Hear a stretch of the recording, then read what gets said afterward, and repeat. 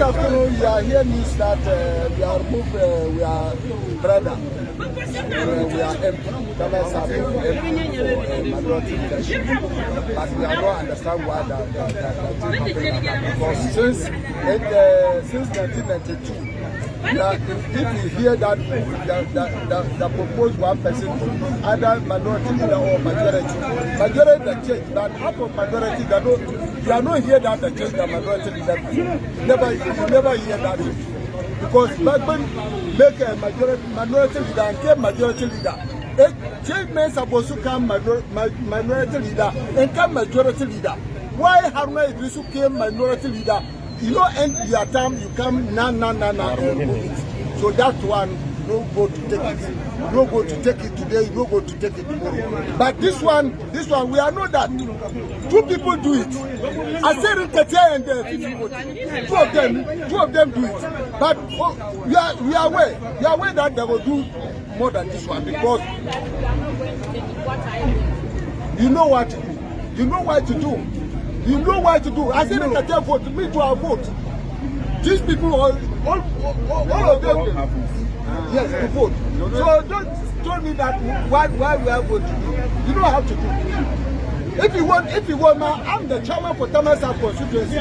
If you tell my people that, oh, vote for Haruna, don't vote for your mama. Then you put them for the party. No, I ask you, if you go around and tell people that, vote for Haruna. So yes, so that's why don't ask me that if you accept, if you do that, what I will do.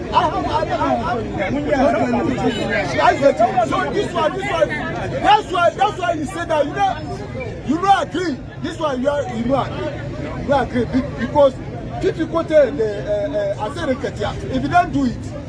So Asiedu Nketiah, I want to remind you, that time you came to General Secretary, you don't have Bezwa. You don't have Bezwa to give anybody. But you have given the secretary to you. So now you are a big man. You want to punish people. Look at nonsense. If you are the chairman, so what? If you are the chairman, so what? So Asiedu Nketiah, I want to tell you, I'm the constituency chairman. I don't care about you. I don't care about you. Oh, 50 questions. So if you don't you can't come to tell me again. 50 questions.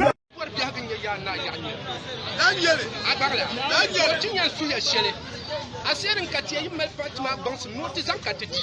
You put Benin Kabalapsi Tin Shamana, Katimbama Karmat, Tipala, Timtikani Lashisho, Tim voted the Haruna, voting no black. Tinum Nishamba, no Haruna Katibami. Amaya, that 1 million and I'm a melody to Zuru. That's why I know number and I'm a melody to Zuru. This was the nation, Asiedu Nketiah Munfishi Kochi. Then shall my man Anya Shakam Natabia, Tratabia Sokam, Egisla, Amadi to 1 year Shelma, Cavadier Tum Tuma. The Banner to Wova, Cababang the Suez Susu, so what's your Amia Nesia, Amia, Petrobella, the one your party bin Shakam, the one your party bin Shakam, Amala, Charlie Napurukana, Mamma, Amia Manchis. The Punya is up to Obama. The Pomosa didn't canoe to Obama. The Banzo can Sabra Abala, Kazabrum party, empty. Because during your book, Penunga, but it is Sharama, Bumbanundilma, and Yamban, the Tunkabian Pulma. So I said, Katami, I'm well to go. Don't die near home of Jan Chiama. I'm a patch my way for a won't get in the morning at the end of the show.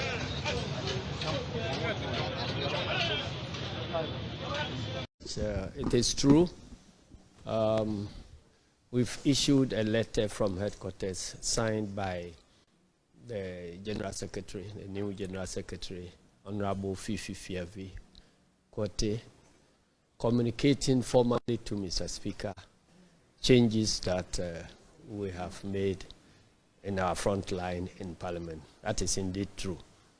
And the new changes will bring on board Dr. Kesela Tuforsen as the new minority leader, Honorable Ama Kufibwa as the new deputy minority leader, and Honorable Governance Kwame Abuja as the new chief whip.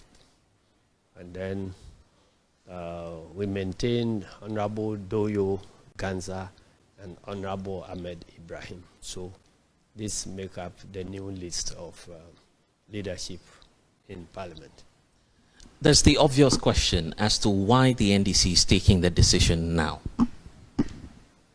Well, there are two questions. Why we are taking the decision and why now? And I guess the answer is the same. We started reorganization of our structures to be able to position ourselves to fight election 2024. We started that more than a year ago. We started at the branch level. We've since done elections in about 40,000 branches. And then from there, we proceeded to constituency level. We've done largely with all the constituencies, and then we've done regional elections, and we just completed the national elections. So the next in line is to take a look at our leadership in Parliament, and that is what we've just done. So in terms of timing, it is in line with the way we are prosecuting the national reorganization. And in terms of why, it means what it tells you is that the only constant thing in nature is change. And so since the environment is changing, leadership and many other things must change along the new environment. We know, for instance, that going into election 2024, the economy is going to be the major battleground. And so many of the debates and other discussions will focus on the economy. So you better put your best man in the economy forward. And that is what we've done. And then we also looked at energy, you know, this petroleum and electricity challenges. And so we needed to settle on Kofi Amabua, our former minister, to be the deputy minority leader. And then the other area is infrastructure, and Kwame Ogboja being our man in infrastructure should play a key role. So that generally is what informed the changes. But there are other things that are coincidental. You take the leadership of Parliament, we are bound to organize ourselves in such a way that by and large, we provide for regional balance and other balances in our ways of doing things. And so since it is very difficult to get representation of 16 regions in 5 appointments, you need to do a lot of mathematics.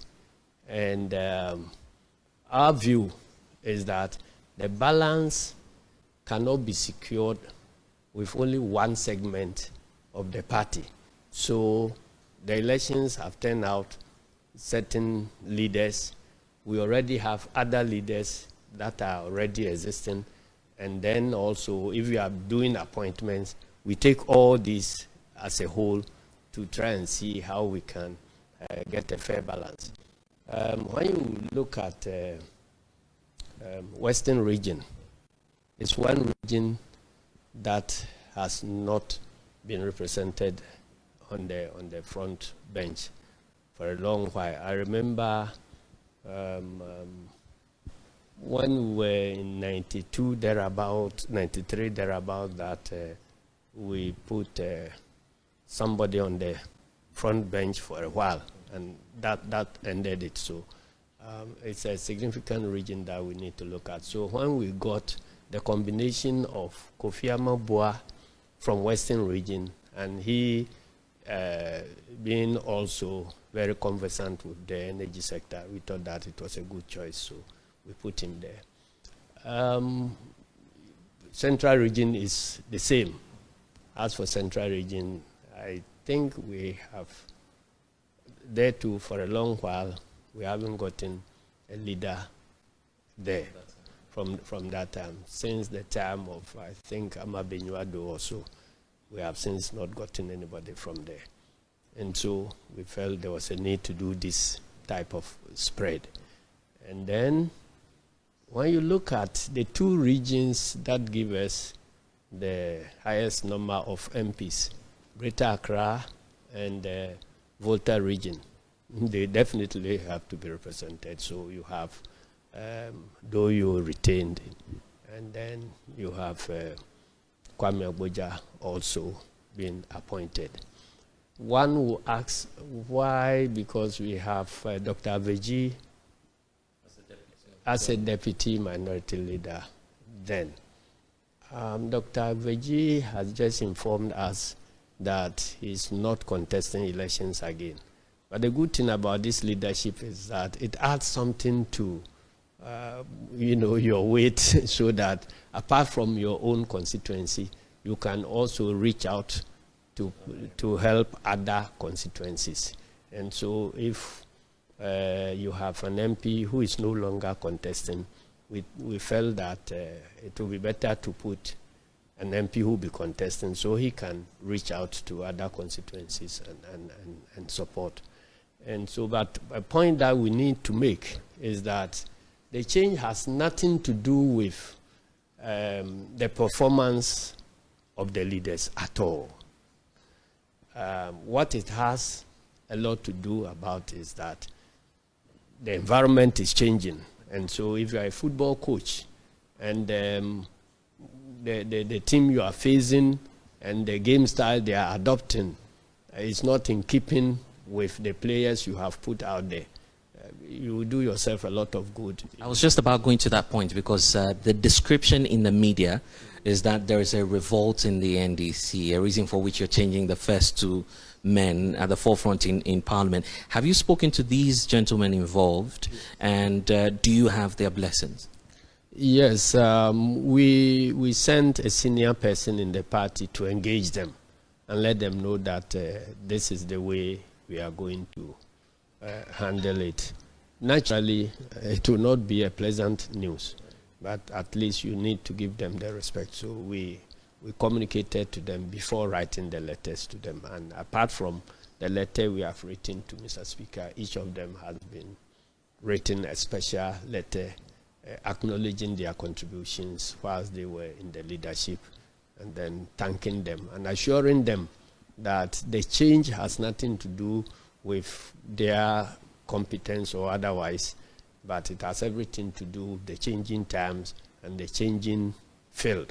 And so that's about it. General, you are one of the longest serving party officers of the NDC. Some say we've never seen this in the history of the NDC, and that it is not strategic for you to take this decision with less than 2 years to the next general elections. What would you say to someone who would term this decision or this new appointment as not being strategic enough for the NDC? I don't know what is not strategic about this. You will say you haven't seen it in NDC. You haven't seen 2022 in NDC or 2023 in NDC before. This is the only 2023 that you are seeing. And so it comes with its challenges. I have indicated to you the chronicle of, reorganization events from branch to this level. And this is the best time to proceed. And so that is what we have done. But opinions are like panties. Anybody has theirs. So I guess people are free to hold their opinions. So let's explore one of such opinions, comparing Haruna Idrisu and your new minority leader, Dr. Kisalato Forson. Many believe that in terms of the weight, the charisma and the following they have, you would want to choose Haruna over Kisalato Forson, for instance. I have indicated to you why we are choosing Kisalato Forson, and I don't think that there's the need to rehash. And there shouldn't be any reason to compare them. We are comparing them on what basis? One is a finance expert, the other is a consummate lawyer. So are you going to compare them in the legal field or finance field or what. They are different people, so they cannot be compared. How about Muntaka? He's someone who's credited for giving you a good chance in Parliament to control the House. You recall what happened? You were there yourself in the chamber when he captured that sacred ballot for the NDC. Many say you're not rewarding him enough by this very decision to take him off. That was the need for that term, and he, as a leader, proved equal to the task.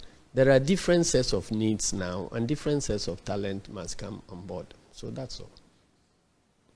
Let's look forward to 2024. The NDC wants to recapture power. The NPP says they are breaking the 8. Given this new set of changes that you're doing and a number of reorganization processes that may come up in the coming days, are you certain that the NDC is on course for victory? That is why I indicated to you the reason for these changes. We are saying that the debate is going to be on the economy. And so we put our best economic foot forward. And so it tells you that we are doing this thing with an eye on victory in 2024. So everything we are doing is towards 2024. If the nation is worried about the economic circumstances, they will take a decision to change if somebody is able to offer them hope in a better government that will produce a better economy. And so you will be remiss if you don't demonstrate to the electorate what alternative you have by way of the urgent need to fix the economy. And so you can only do that when you put your best economies forward. And to tell you what, releasing Atuforsen from the ranking membership of finance will also unearth, Honorable Adongo. So you have two key fighters in Parliament. One is fighting as a leader, the other is fighting as a ranking person. And I think that when their powers combine, it's only Captain Planet who can challenge them. And I recall that when you were elected yourself, some were comparing you to the other side, which is the NPP side. That would equally be done for your new leadership in Parliament. Looking at your good friend Osei Chairman Sabunsu and Alex Apanyumakin leading the NPP side, are you certain that your new leadership can do justice? Well, I'm not going to assess the performance of my opponents. I want to believe that our set of leadership will be able to match them very well and even overtake them. And so that is our belief, and that is why we've made the change. General, I'll take your word to the grassroots of the party, but even before I do that, some of the MPs we've spoken to say they've not been, quote, consulted before the announcement. Are you communicating that to them officially so that they respect the new set of names that you have put across? And what will be the next steps in Parliament as you expect it to be? That will be done when they come back. We'll be meeting them. You know, there is the type of consultation that happens immediately after winning elections when nobody is in position and you are setting up. That one, the nature of consultation is different. When you have people in positions and you are considering their removal, the nature of consultation is also different. And so the nature of consultation in a reshuffle or pending a reshuffle is different from the type of consultation you have when there is no minister at all and you are going to consider candidates for ministerial appointments. So we'll be meeting them. Your final word to grassroots of the NDC who are seeing these new changes coming, what would that represent? My word to them is that, as I indicated in my maiden address, that we are going to engage in total deployment of the human resource of the party so that everybody will have something to do getting into 2024 elections. Look at your talent and put you where you will be most impactful in the campaign. So even those who are being taking off parliamentary leadership, they will surely find very important roles where the assets of talents will come to play, so that together we can move the party to victory 2024.